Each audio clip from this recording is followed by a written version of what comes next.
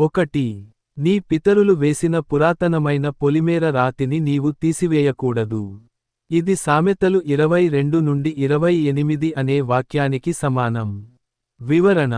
ఇక్కడ పురాతన పొలిమేర రాయి అనగా పూర్వీకులు ఏర్పాటు చేసిన సాంప్రదాయాలు, నియమాలు, హద్దులు అని భావించవచ్చు.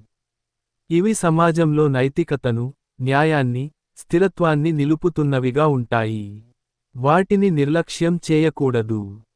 తరం వారు పాటిస్తూ వచ్చిన మంచి నియమాలను నిర్లక్ష్యం చేయడం లేదా తొలగించడం కాదని హెచ్చరిస్తుంది. 2. తన పనిలో నిపుణతగలవానిని చూచితివా? అల్పులైన వారి ఎదుట కాదు వాడు రాజుల ఎదుటనే నిలుచును.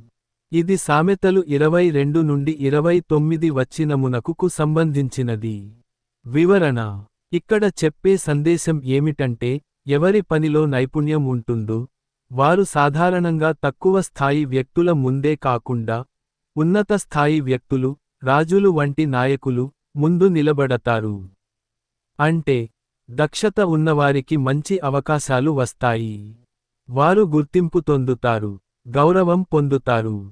మొత్తం భావన. పూర్వీకుల బోధనలను గౌరవించాలి.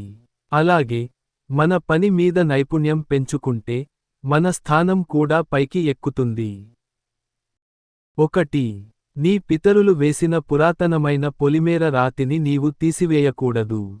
ఇది సామెతలు 22-28 అనే వాక్యానికి సమానం.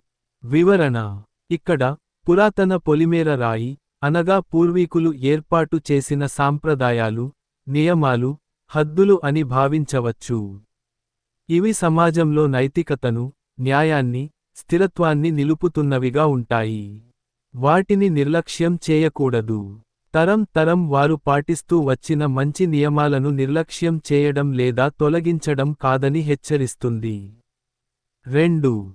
తన పనిలో నిపుణతగలవానిని చూచితివా? అల్పులైన వారి ఎదుట కాదు వాడు రాజుల ఎదుటనే నిలుచును. ఇది సామెతలు 22-29 వచనమునకు సంబంధించినది. వివరణ. ఇక్కడ చెప్పే సందేశం ఏమిటంటే, ఎవరి పనిలో నైపుణ్యం ఉంటుందో, వారు సాధారణంగా తక్కువ స్థాయి వ్యక్తుల ముందే కాకుండా, ఉన్నత స్థాయి వ్యక్తులు, రాజులు వంటి నాయకులు, ముందు నిలబడతారు.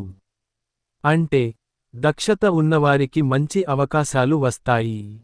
వారు గుర్తింపు పొందుతారు, గౌరవం పొందుతారు. మొత్తం భావన.